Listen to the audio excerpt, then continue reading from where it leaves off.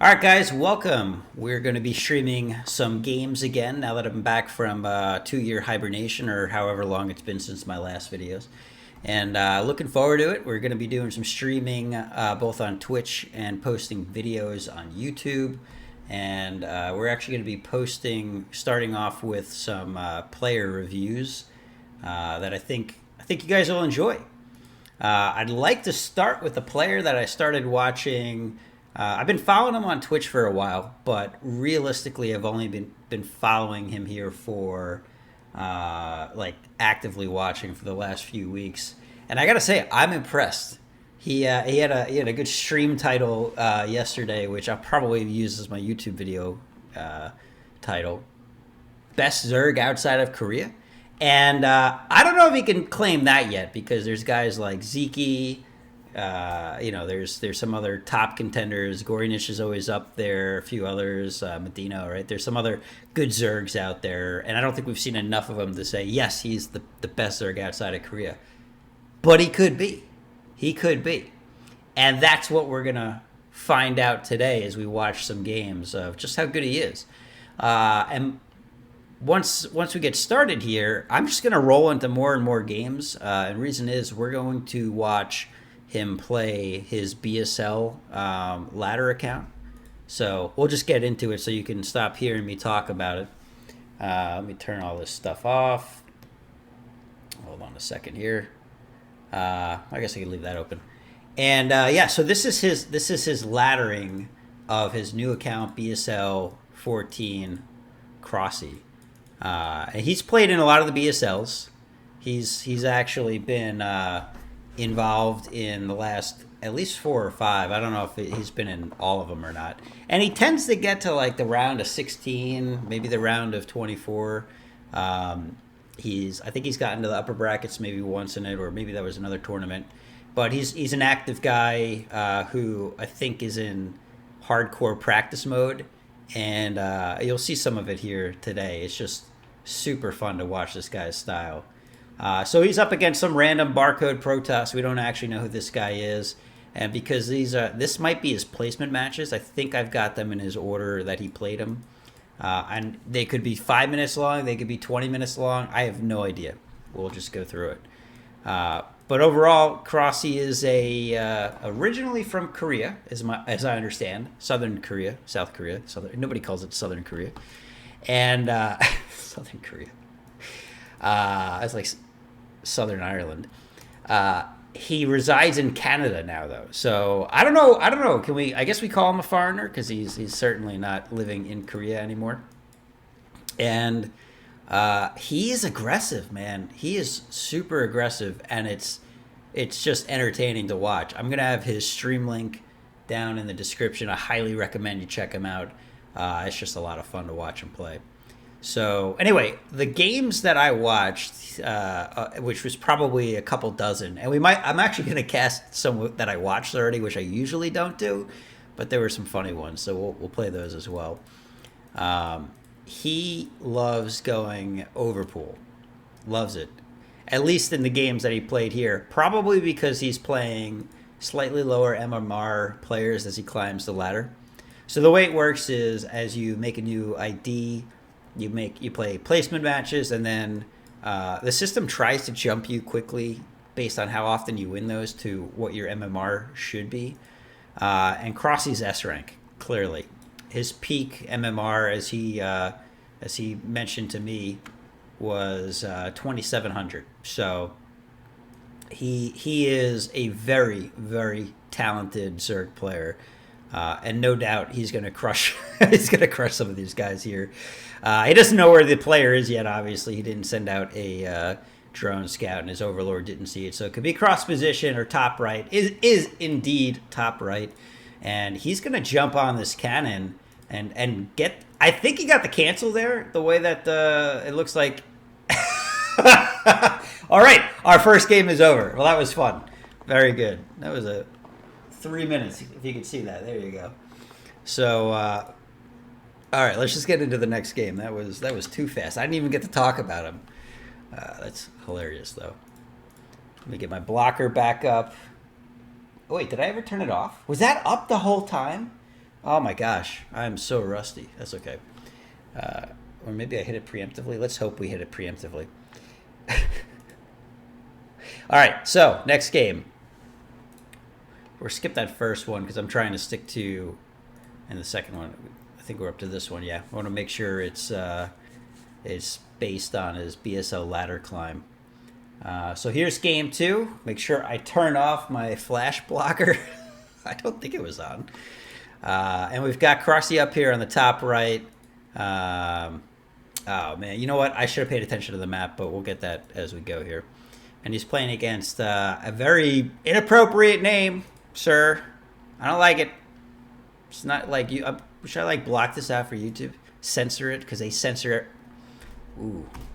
Oh, there's so many jokes there. I'm gonna cut it though before I get banned from Hong Kong or something. All right. So CroSsiee, let's see if he's gonna be aggressive again here.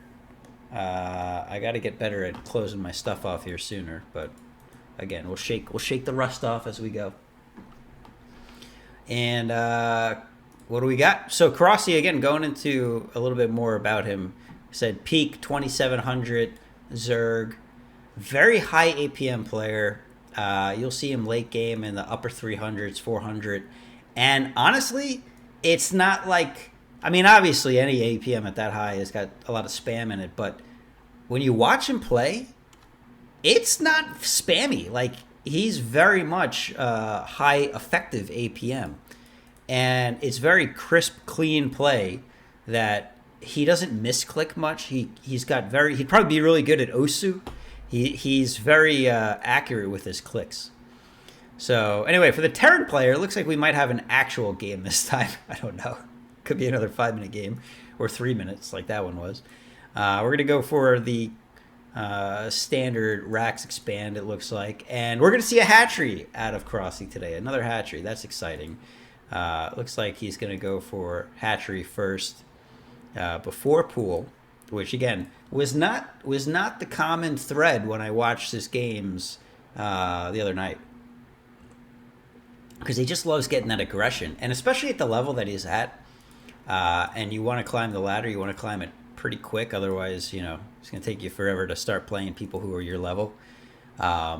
It makes sense that you would do that. I think there's some stories from back in the day when like Korean pros would just play 5 pool. Literally, didn't matter what race they actually played, like Bisu or Flash or whoever. They'd all play Zerg and 5 pool until they got to an MMR level where that stops working as much, which would probably surprise you just how high that MMR level is. It's a wonky wall. But, they would get away with that for, get them into the early 2000s rank because their control's so good. And you'll see some of that in these games. Like, the micro is just so on point that there's nothing that a player like me could do against it. I mean, even this is I spend way too much time watching him chase people down with his drone, chasing probes down. He gets them every time. Like, I don't think he's let a probe or SEV out in the last 6 months of his base once it gets in. And it looks like Purple Terran is just about done with that command center. He's got a couple Marines out trying to block his little choke here. CroSsiee not out with any lings yet. It looks like he's going to go for the Muta harass, which I love. He is getting Zergling speed, though, so maybe he will do a little bit of harassment, and some lings are coming out now while he waits for that long process of the layer into the spire to be done so he can start making those Muta. And Terran decides to go for another scout. He's gonna see the spire. CroSsiee probably doesn't care that he can see it, and I doubt that. Oh, SEV might actually get out. Good job, Mr. Terran player. He clicked on the mineral patch to make sure that he floated through. We are going to see the academy and a factory, so I wonder if he's thinking science vessels or what. But this is obviously the right move to start getting some medics out on the field. Otherwise, he'll never be able to handle CroSsii's Muta. Spoiler alert, he's probably not going to be able to handle it either way. But he'll do his best, I'm sure. Yeah, this is definitely this Terran's questionable. 24 SCVs seems a bit light at the moment. He is going straight for the starport. Maybe he'll go Valks. That'd be cool. Maybe he'll try to fake him out with something intense. But CroSsiee doing well over here as expected. That Spire is about 80% done. Some Lings out at the front of the base to start the harassment. See if he can pull any Marines out and, you know, get a little hole in here for the Lings to get through and sneak their way in. The little gremlins that they are to cause some trouble. And oh, this Terran player is fantastic. He just randomly lift for the comsat. You hate to see it, but he is going to go double comsat and armory. Okay, so I don't know what this guy is doing. He's got stim going. It seems unlikely he's going to have range before the Muta get to him. I am curious with how much gas that he's got, if he's going to be able to do, if he's going to even get range next or not. Looks like he is going for the he is going for a Valkyrie. All right, I like it. I'll give you some style points for that, Mister. I lifted up my command center by mistake earlier. Don't worry, I won't rub it in too many more times. But yeah, mutas are out, and the harassment begins. There's not a single turret done. Corrected. There is a single turret done. And now we get to see the micro of CroSsiee in action as he starts just picking off SCV after SCV. Very nicely played here already. The Terran player, he's got the Valk out. I'm not sure what he's waiting for. That's gonna mess things up here a little bit. I mean, Valkyries have an absolute ton of health on them. 200 hit points and natural 2 armor, which without that upgrade on the Zerg, you know, it's just kind of tough to kill them. They take a lot of shots, and CroSsiee is down to 4 Muta here, so it's going to take quite a few hits. Ideally, the Terran will get some repair going on that as he makes another Valkyrie. Wow. All right. Not exactly what I was expecting to see this game, but I like it. Valkyries are something that Scan, another Korean player that streams on Twitch and probably Afrika, I guess. I don't know.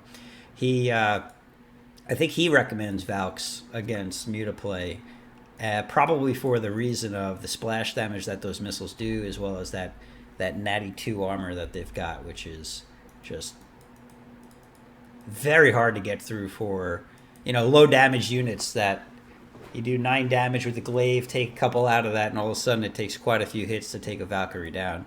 So the Terran player actually surprising me here a little bit. He's certainly not out of the game yet, but Zerg is on 3 bases. CroSsiee sees him moving out with the Valks. That's going to be hard to defend with the Muta. So he goes in for some attacks here on the main base, the mineral line. I think he's trying to drag back the Terran player, which he does drag back the Valkyries. Gets a couple Scourge in the mix as well. And it looks like CroSsiee's going to take out all of the Valks, but the one that just must have just popped out here. And he's down to 2 very hurt Muta. Small force of Marines, about a dozen Marines out on the middle of the map. Again, with that Valk support, but that bought plenty of time for these Sunkens to come up and defense anything that might come out of the Terran player. Coming up this ramp against 2 Sunkens is going to be more than enough to keep that from doing any serious harm. And might be a couple free Overlords here, unless maybe CroSsiee's got some more Scourge on the way. And it looks like at this point, CroSsiee's feeling pretty comfortable, and he's just going to entirely ignore the Terran player and his main force out there on the middle of the field, which honestly is looking pretty meager at this point, as we are 9 minutes into the game, and just a few Sunkens will probably defend a dozen non-micro Marines that I'm not sure have range yet. It looks like they do now. But CroSsiee just picking off an absolute ton of SCVs. By the time the Valkyrie gets back, the Valkyrie's in. I got to imagine we've got some Scourge somewhere. Nope, not anywhere over here. And Mr. Purple dies. So, GG. His mutas were too good, and really the macro of the purple player was just not enough to do any significant damage here. Poor catch him up into the game. But I like the style that he chose. That was cool. So now we can put our flash blocker back up appropriately. All right, so game 2 in the ladder series is already done. Insane. Guy plays, like I said, so quick. So that was... Who was that? This guy. So next up, we've got... looks like a ZVZ. Take off my flash blocker. Hit my buttons. And we're off. All right, so next up on the ladder, CroSsiee is taking on a Zerg. Let's see what he decides to do. It's not going to be a 4 pool. That's cool. It's not going to be a 5 pool. So he likes to be aggressive, and Zerg versus Zerg is a really odd matchup.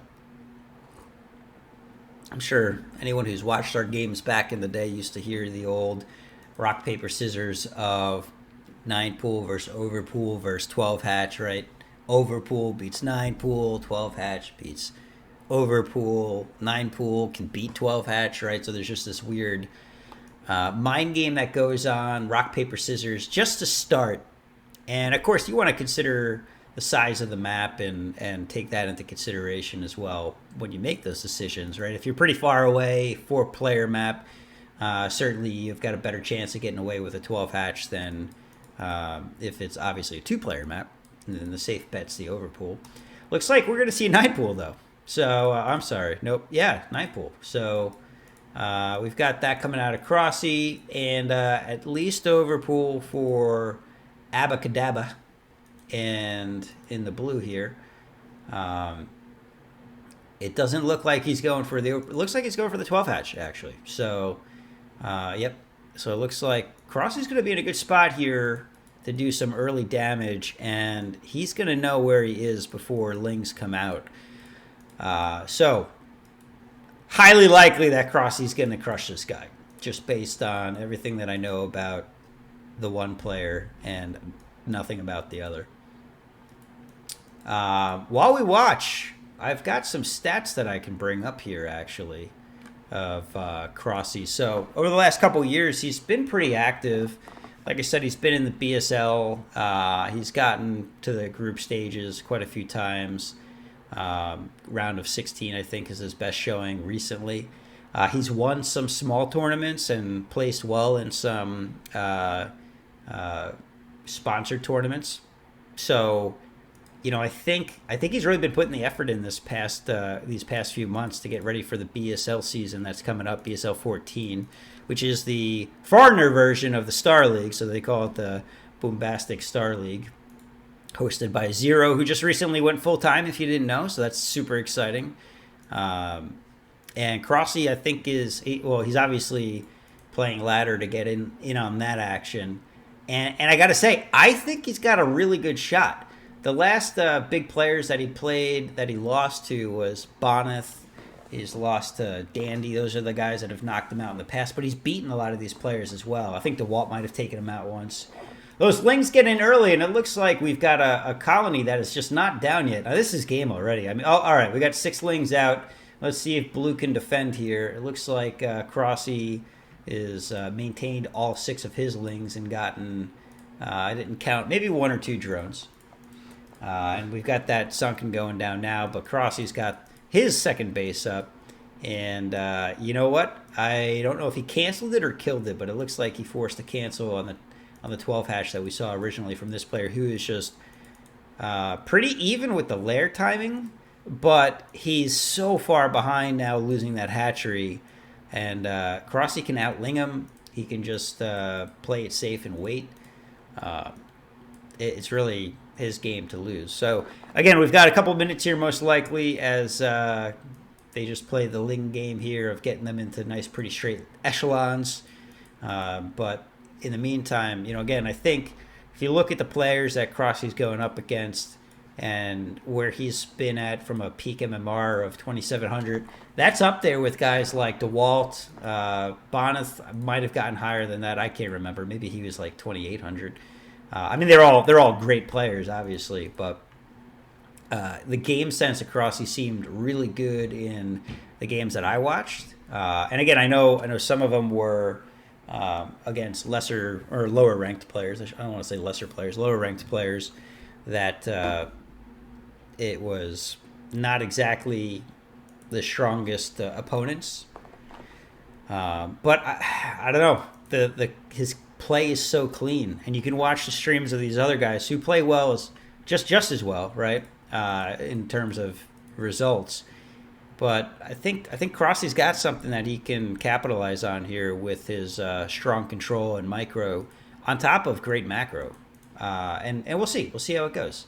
We do have the layer coming down for, I'm sorry, the spire coming down for both players at this point, about halfway for each of them. They're pretty evenly timed here. Yeah, actually CroSsie's is slightly later. But he's up 4 drones, which is just massive. And look at the mineral bank and the gas bank going into this first round of Muta. Abacada is not going to be able to even make a full 6 to start. He's not saving his larva for it anyway, which is also questionable, as he is now about to pop. So it looks like he's banking on a Ling push with his mutas, with that second hatchery he built. And he's got a evolution chamber, so... Interesting. I guess he's going to throw a spore down most likely here out of protection, which, frankly, at the lower levels is totally fine. I mean, if it helps you stay alive, do what you got to do, right? Certainly not optimal play. You know, pros are obviously not going to make that spore ever. CroSsiee getting some free hits on what looks like a couple dozen lings heading his way. Let's see if he's prepared. He does have a single sunken here. And the mutas are out on the map already. And that's going to turn Abacada away. Although he decides to make Scourge. And, oh, no, he puts it into an Overlord, which does supply block CroSsiee. But at a time where he's got 8 muta out, questionable decision-making there. So, Blue Zerg does manage to get in. But already I think that this is going to be cleaned up very easily from CroSsiee. I'm not even sure he's going to lose a single drone here. Looks like, nope, not a one. Not a one. Well done, well handled. He is going to lose a muta, so it does lose a muta to some Scourge. What is he down to here? Let's see. 9, okay. More, that's 2 more muta equivalent on the way. Looks like Blue is only making Scourge, just now making muta here, but... You know, what is he hoping to accomplish here? Maybe 1 landed there? Oh, he almost takes out the Overlord like twice. And CroSsie's just too good. And we're going to see the GG from Blue. Rightfully so. That was definitely a game that he did not have a shot to win once that build was discovered and CroSsiee made his way up there with some lings. But it was pretty cool. I thought it was a fun game to watch. And let's jump right into the next one. No reason to wait, right? Let's see. That was on Largo. Next one we've got is Polypoid and ZVP. Let's do it. All right. So, turn off all that stuff. And once again, let's get into it. He's going up against the former president, Barack Tube. The Protoss player in red on the top left of the map. CroSsiee is scouting in the correct direction immediately, so he's going to find him pretty quickly on, which is nice. And we don't know anything about the red player, because again, this is ladder. These are ladder games. All we know is CroSsiee is climbing the ladder pretty efficiently right now, as he just seems to be crushing opponent after opponent with superior macro, micro, and game sense. Let's do a quick check over here on the other window, see what we've got going on for CroSsiee stats that I can share. He's got about 5K in total winnings. So, you know, not bad there. Oh, I just realized. Hold on, YouTube. I need to update my... my stuff.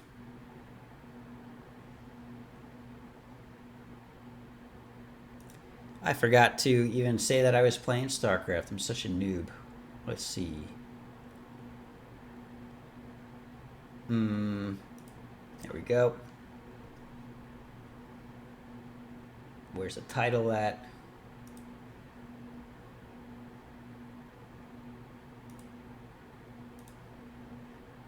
You know, there it is. All right. Maybe somebody will watch StarCraft now. I was just streaming under Dungeons and Dragons. Super helpful. All right. Player spotlights. CroSsiee with, he's got like all these capital letters and stuff.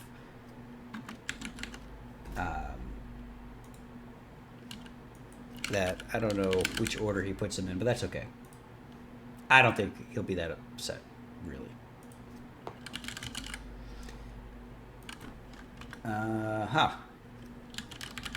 Sorry, I know I shouldn't do this while I'm like playing live games. But oh, we got Lings on the way. I'm trying to commentate while setting up the stream. And there is a zealot that came out early from a forward gateway here of the Protoss player, which he's going to get caught. And again, one Ling against with 4 against the zealot is pretty impressive, honestly. I do think I'm finally streaming in StarCraft, so that's good. If you want to watch, look for me in the StarCraft channel. These Lings, though, again, this is the aggression that we were talking about here with CroSsiee. I mean, he's going to keep making and streaming Lings over here as he micros them very effectively. Taking out the Zealot with 3 probes on the ramp. Another Zealot is on the way. Looks like the Protoss is going to be able to clean up that little 6-Ling harassment, but more Lings on the way, and I think he's hunting for this guy here. He knows he's weak, and he gets him, and he gets the Lings in the base, which they're super weak at 6 hit points. But man, this is so annoying. He just doesn't lose anything. How does he do this? He's got 3 control groups going on here, guaranteed, of trying to mess with the Protoss player. And 2 of which are in the base. Again, they're pretty weak here, but if they even get 1 or 2 probes, they more than certainly did their job, which it looks like he's going to go for 1 on the end and gets it. That's it. That's all he's going to get out of that one is 1. And it looks like he's going to have to start backing off as that Zealot count is starting to add up here a little bit. And CroSsiee, in the meantime, gets a 3rd going. His natural is up already. And he's at a solid 12 drones. We got 1 cannon going pretty far back here. I mean, I think that's good for Lings, but I don't like the placement that much for potential Hydra bust, which, when you got 3 base Zerg, is very likely. And, oh, these 2 Zealots poking out a little bit further than they should, getting some free hits, but smart play from the Protoss to get him in a very low surface area hole here that he found behind the mineral patch. So CroSsiee is not going to bother engaging. There's no reason to lose your anything, any Lings against that. But Protoss thinks that CroSsiee forgot about him, starts heading in, and CroSsiee spots it with these 4 Lings, bringing back the main contingent force here. And he's going to be able to take that out. Even the drone getting involved in the action here. Goes for the little pass-through. And it looks like his 3 o'clock has been spotted by a Zealot who's just going to chill out in the mineral patch. Maybe wait for some drones to transfer over there. And 4 kills on that Zealot, but I'm pretty sure that it was all Zerglings and no drones there, which is totally fine for CroSsiee to lose some there, as long as he keeps those. Nice drone block, actually, stopping him from getting up the ramp, possibly seeing that the lair is in progress. And looks like CroSsiee is going to just take out this Zealot here as he, at the same time, heads across the map and tries to trap another one before he gets home. Sees the cannon, going to back off a little bit. He's going to respect the cannon. And another one going down, so the time left for Lings to be effective is drawing to a close as he just continues to get his macro on here, building a bunch of drones and a bunch being 1 or 6. Okay, very good. And making the Spire. He's got that hidden back here. Meanwhile, on the Protoss side, we're seeing Corsairs in the plan, a Citadel. So seems unlikely that we'll see Ser DT. Maybe we will. More likely Templar is standard, I would say standard Protoss reaction to a potential Hydra bust. Not for sure that's what he's expecting, but again, 3-base or 3-hatch Muta or Hydra bust, both are going to be benefited by having the CroSsiers as well as a couple Templar out there. Templar out on the field, right? And gateways, excuse me, gateways are on the way. So we're not seeing +1 coming out for the Corsair. It's not in his game plan for the moment. We are seeing +1 for the Protoss ground army. And first Corsair is out on the map getting some harassment done.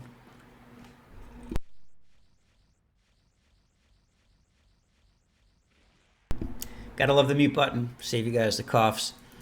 One Overlord down. Looks like CroSsie's okay from a supply standpoint, but this will put him in the red here unless we've got some about to pop, which they do, so he's fine.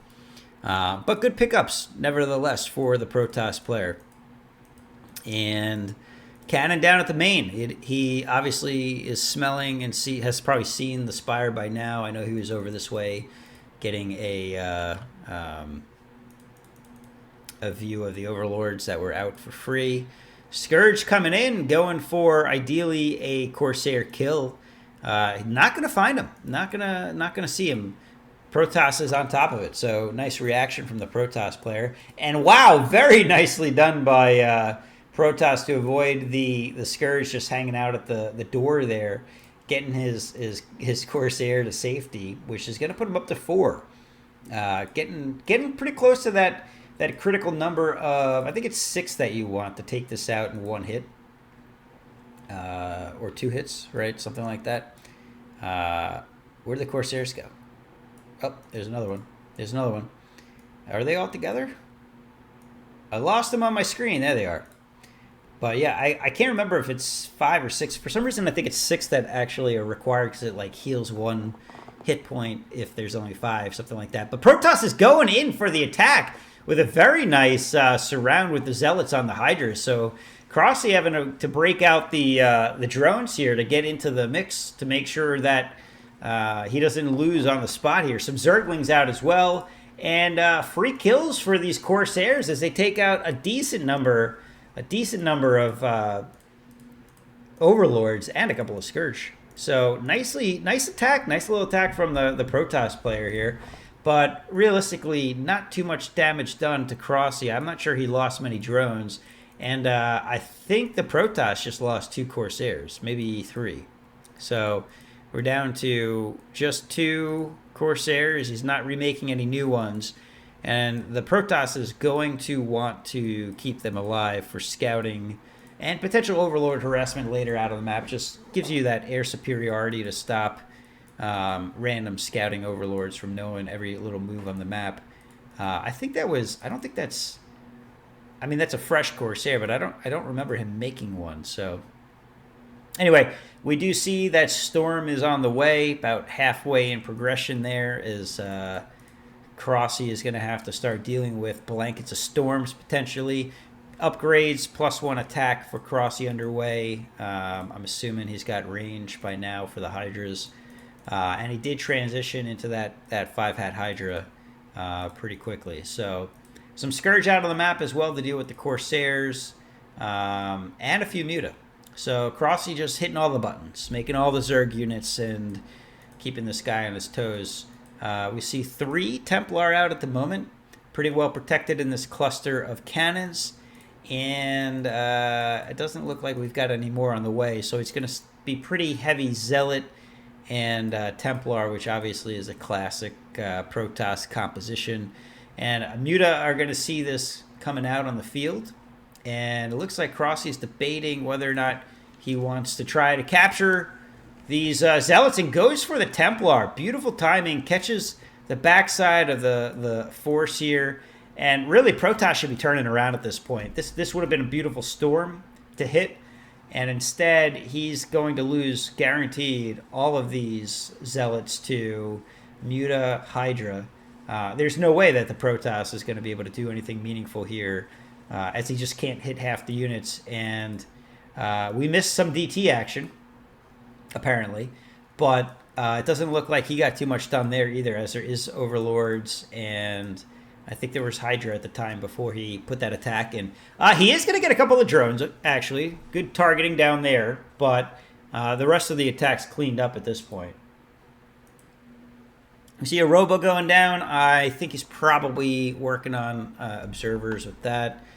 At some point, you would expect for sure. Oh, he did get, it looks like, maybe 3 drones there potentially as well with the DTs. So we missed that because I was talking about nothing.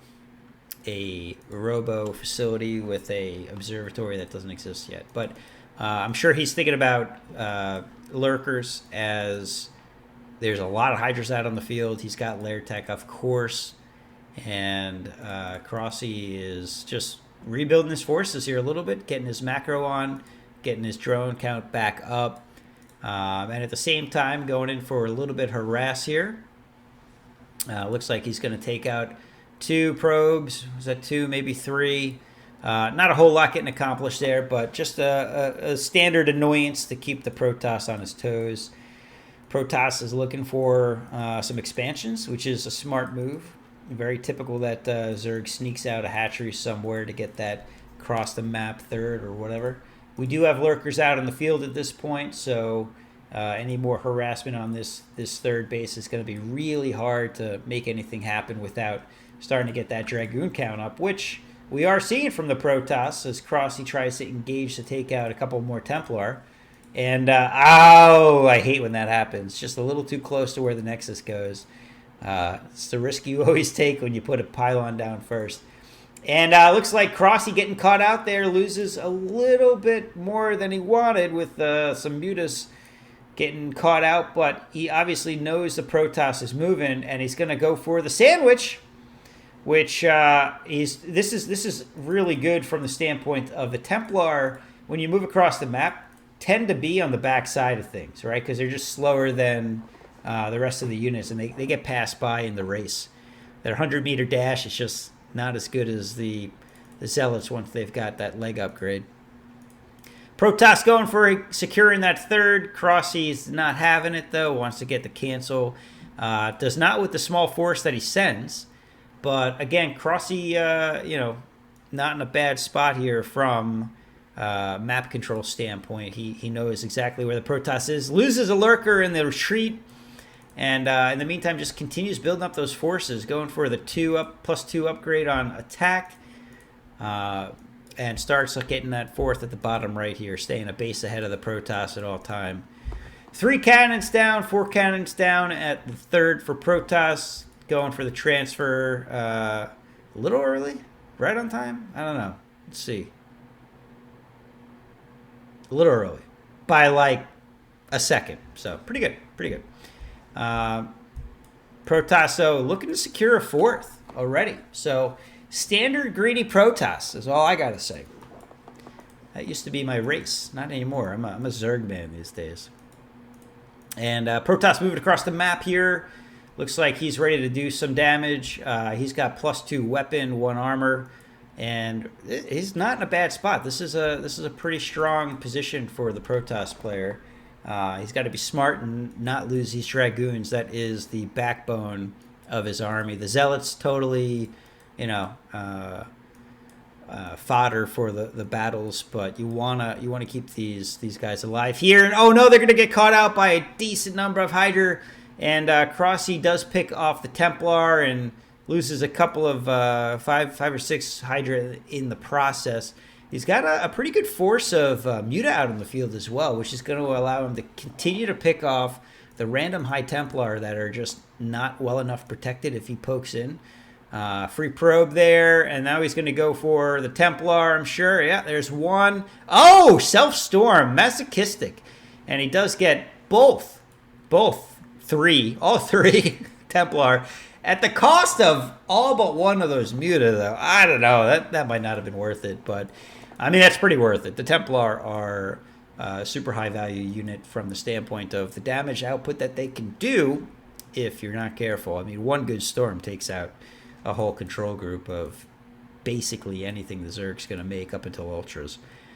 And CroSsiee going in for the attack. The cannons are just undefended here. Gets a couple down and moves in from both sides to try to go for, again, the sandwich attack. Zealots are heading down to the 6 o'clock or the southern portion of the battle. Scourge are out. I guess they're going for the observers, but there's just no Overlord in sight there to get them. And it looks like the Protoss is actually holding this pretty well. Overlord goes down, so that observer is going to stay up. And without mixing in any lurkers here, this battle is very much in the Protoss favor. And I think Protoss knows it. He's going to start, no, maybe not. Maybe he doesn't know it. He's going to start moving around and wiggling at least to decide if he wants to start heading towards the Zerg. I think he was just checking to see if there was a second side of the force coming in here. But there's not. So he's going to be able to work back on defending this 4 o'clock here, 4 o'clock, 12 o'clock here. Where did 4 o'clock come from? To make sure that he can get his 4th base up. Still got a couple of Scourges hanging over the mineral patch, which is probably pretty hard to see if you're not looking for them, unless you look on the mini-map, I suppose. But CroSsiee is didn't do much with his 4th base down here at the bottom right quite yet, as he's been noodling around with the Protoss. But they're uneven bases, and at this point I would say Protoss is, dare I say, possibly ahead, both in supply and drone count, or equal probe count, which I think is good for the Zerg. But you know, I don't think with the Protoss army being what it is, it's not as strong as if it had a few more Templar. If he gets a couple of good storms here, it could be huge. CroSsiee immediately says not going to happen. Goes for the pickoff, although it does eat a couple of storms there from what the Protoss is able to land. But he's out of it now, and now we've got Hydra on the high ground versus Dragoons on the low ground, with a couple of Muta involved here as well. Protoss, rightfully so, starts to back off as CroSsiee is now back in control of the map here. Although those 3 observers, man, they're just, they are not messing around. They're like, there could be a lurker. I don't know.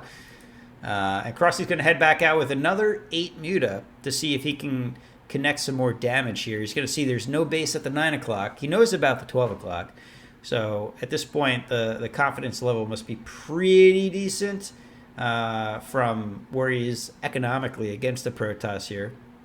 And it looks like a storm goes down, but it's a whiff as the Muta are just dancing around. And they dive in for the Templar. Oh, they miss it by 2.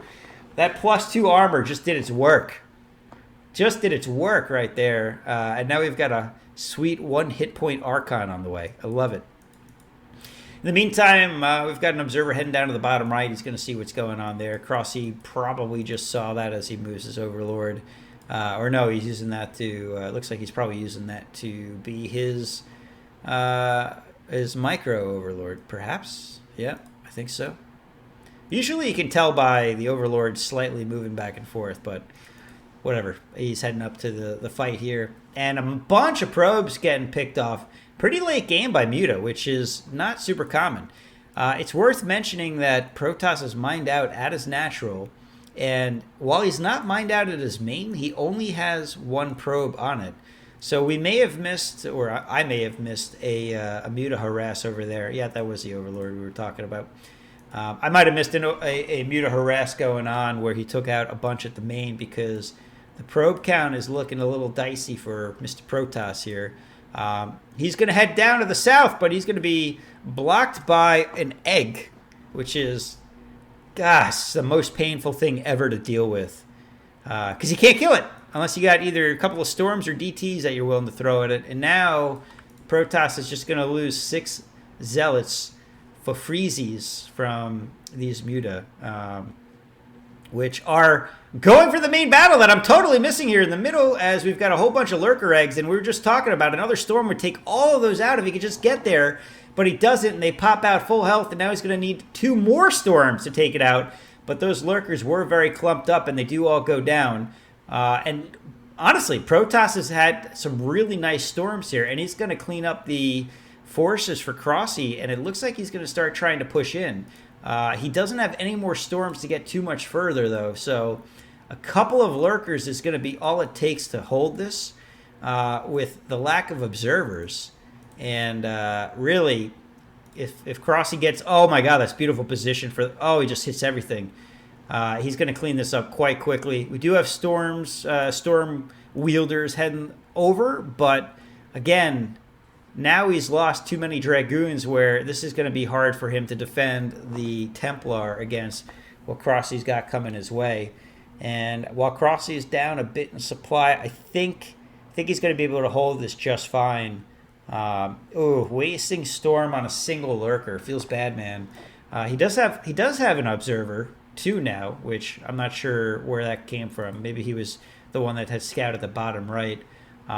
More storms going out, and CroSsiee's in a little bit of trouble as he tries to pick off the Archon. He's going to get it because, and that's it. CroSsiee's going to GG. So it looks like Barak too puts up a good battle, and we see the first loss of CroSsiee in his ladder climb. So, good game. I think, personally, I think he probably needed a couple more lurkers earlier. But I would also say that I don't think he's taken the games that seriously on his ladder climb based on what I watched. So, with that, let's get into the next game with our flash blocker. Let's jump right into it. See what we got next. So that was Barak Tube, right? Right? You guys are going to correct me, I'm sure. And let's get into what looks like a ZVZ on Eclipse. Flash approves. All right, we're going up against a barcode. CroSsiee's white Zerg top right, an Eclipse 2-player map. Barcode bottom left. They are floating right towards each other to start. Whoop, whoop, whoop. Hit my bars quick. You don't need to see how long the replay is.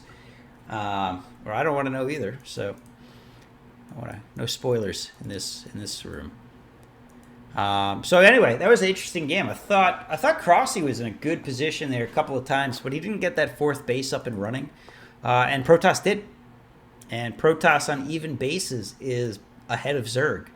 So you've got to be obviously on top of pushing that macro. But again, I was watching the stream live, and I got to say he wasn't. I don't think he was taking all those games entirely seriously. But that's something to keep in mind, right? Because hopefully he takes the games in the BSL seriously. Because if he wants to win and really get into the official bracket there outside of the group stages, he's certainly going to need to. But let's see how he does against this 500 APM barcode Zerg player here. To start, we've got at least an overpool for both players. And based on the fact that we see drones, it looks like we're both going hatcheries. It's a solid start. At least that's what I would assume. As CroSsiee gets into position and gets that hatchery down a few seconds before barcode. A few seconds. He's definitely slightly ahead there. So Overlord's about to kiss. Ooh, it's socially distanced passing of Overlords. Very nice. They are not going to contract any pandemic diseases in this scouting. And yeah, looks like we're just going to go for 12 hatch into our spawning pools. So gas is going for both players.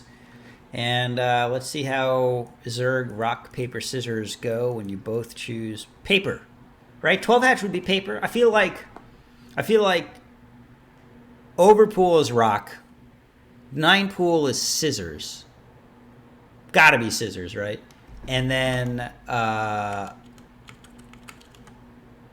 yeah, 12 hatch has to be paper. There's no way that it's not. So we got rock versus rock. I'm sorry, paper versus paper. I just said it. And to start, we got some lings heading out for CroSsiee. 2 for each. Probably try to get some scouting done. Oh, actually, we've got a few more being made for Mr. Barcode here. So CroSsiee looks like he's going for the safe econ play as he gets a lair going. Both have got pretty similar lair timing. Oh, I thought he was going to go for the sunken. Oh, He must have tried to squeeze out another something with that money. Wasn't looking to see what it was in time. And we've got Zergling speed on the way for Barcode. So this could be pretty dicey for CroSsiee. He's going to obviously spot the Lings coming across. His Sunken is about done. I think he's probably fine here as he's got a few Lings ready to block the ramp. But if this run by happens, he's definitely in trouble if they get into the main here where basically he's naked. But no, he's up to 6 Lings himself against this 8 is totally fine with the Sunken behind. Scratch that, 8 versus 8. And of course Barcode knows this as he's got an Overlord in the base. And Mr. Barcode's just going to head backwards. And Spires are starting. So again, very even timings for both. It looks like Barcode is slightly ahead, maybe a second ahead, which is not going to matter at all. And I'm getting a text here, sorry. But the big thing to mention here is Barcode is ahead 4 drones. That's huge.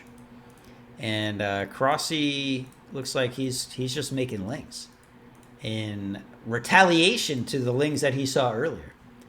We've got some drones coming out for CroSsiee as well, and it looks like after building some buildings, they're actually even once again in drone count, or pretty close to. Barcode's going to be 2 ahead here. So interesting decisions as we start seeing the divergence of the builds.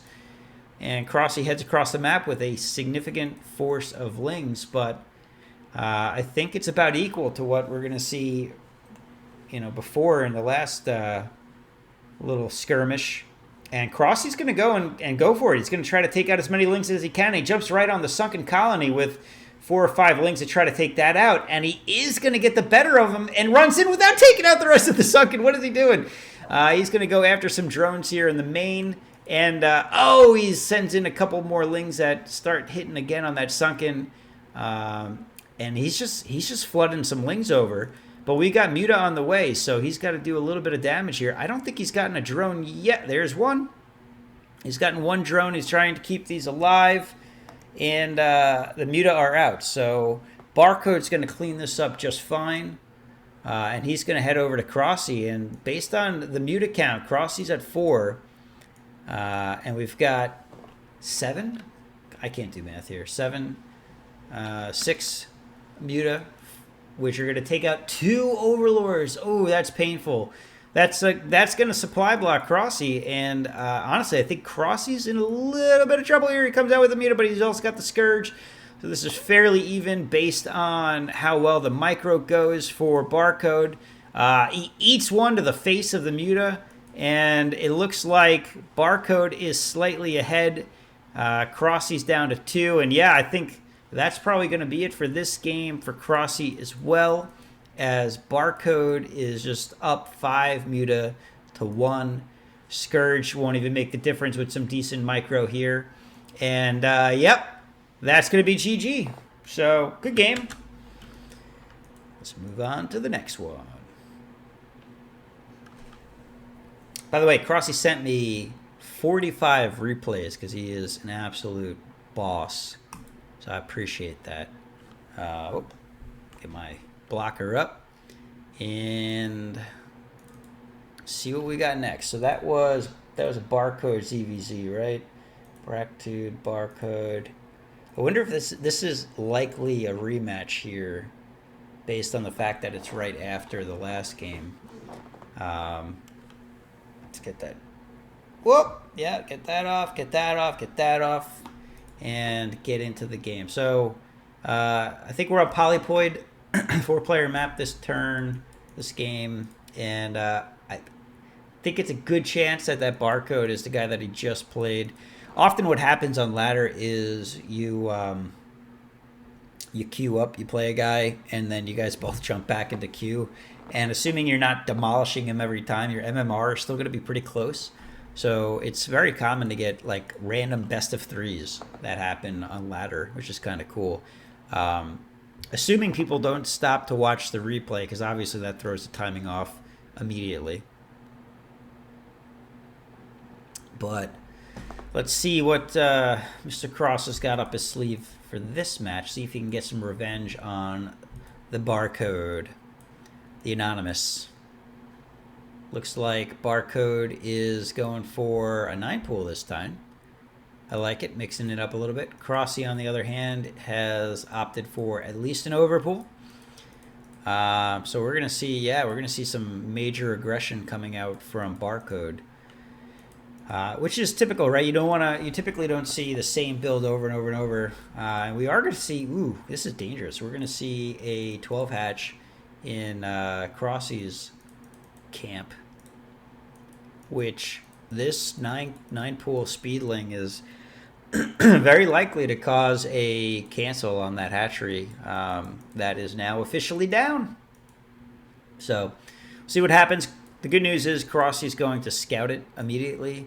He'd probably just be dead if Barcode was over here. But it looks like he's going to get a view of the Lings running across before they get to his base. I think, like I said, I think it's going to be dicey. He's not going to be able to have. Oh! What was that? I thought he was going to turn back there for a second. That was what are you doing? What are you doing? Don't do it! Oh no! Okay, wait. So this is cool. This is cool. He's going. Oh, I don't know if he saw the Lings. I forgot the button I'm supposed to hit for that. I don't know if he saw it. See what the reaction is. There's none so far. Oh, but here's the thing. White doesn't know where CroSsiee is either.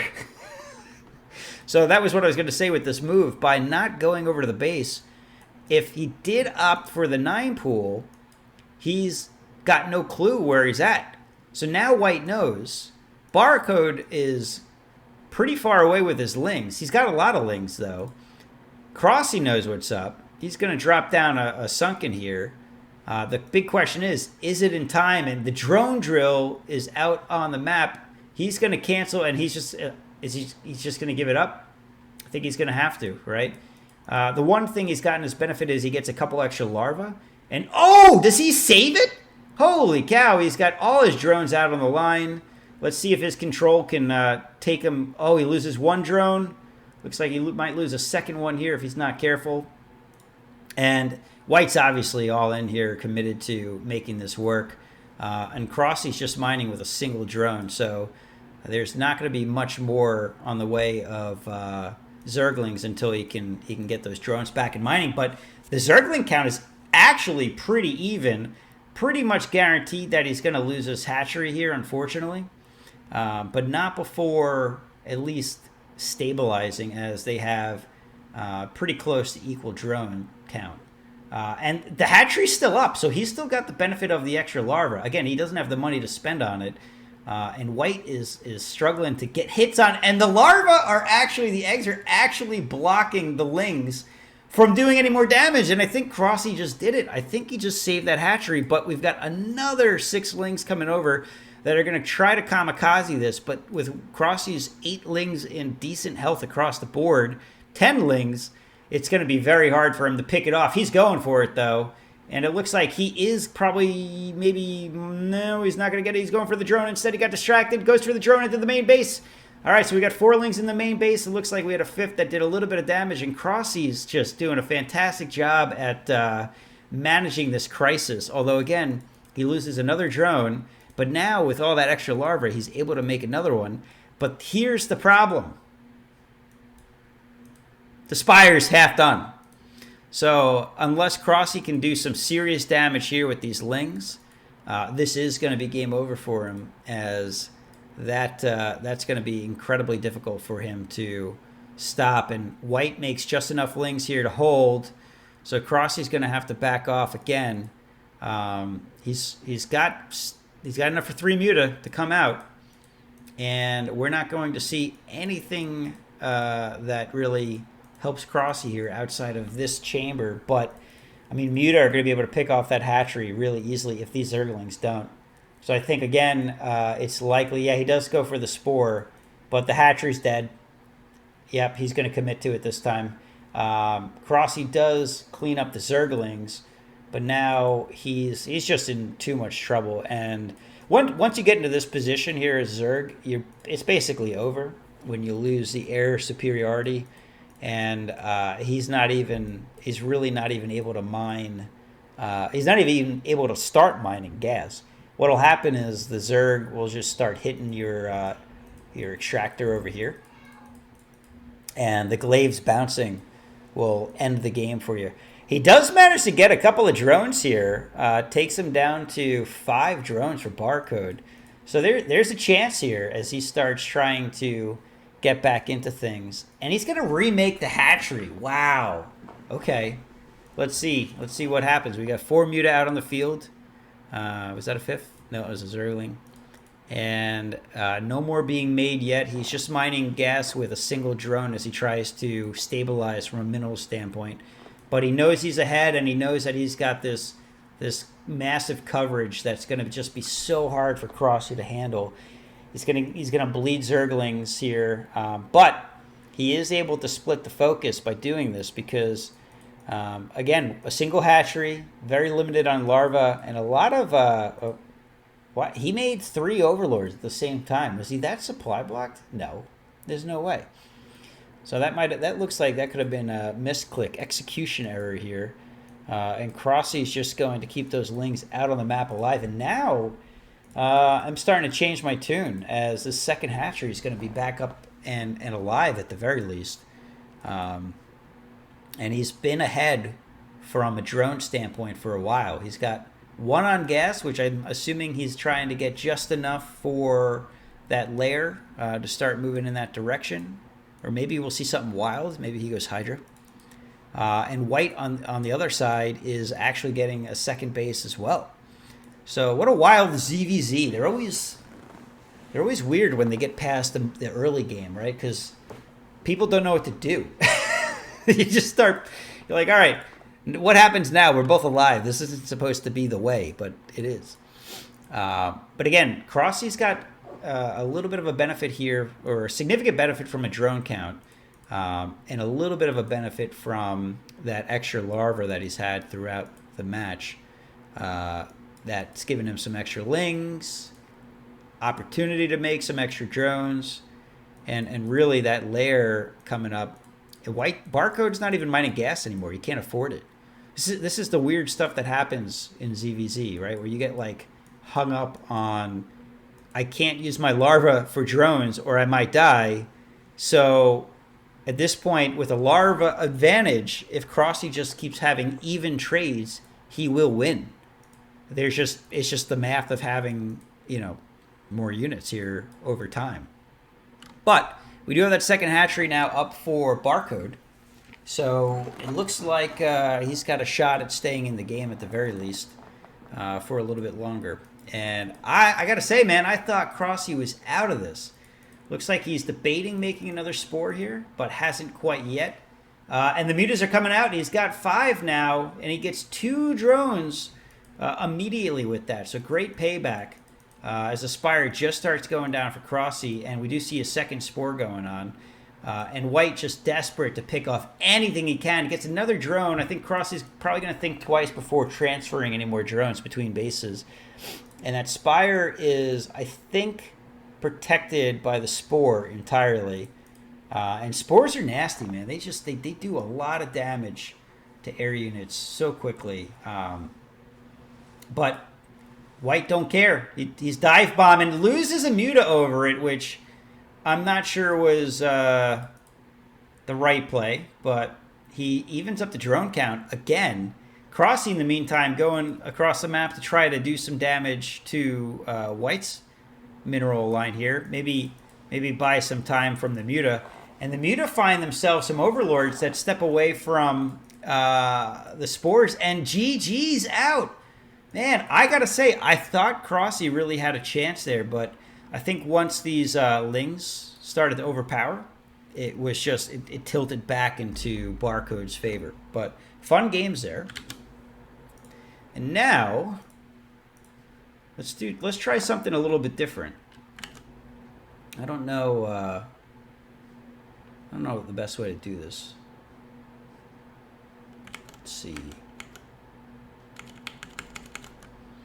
I'm going to show a best of, what was it? It was best of best of three on the ladder that I thought was fun to watch.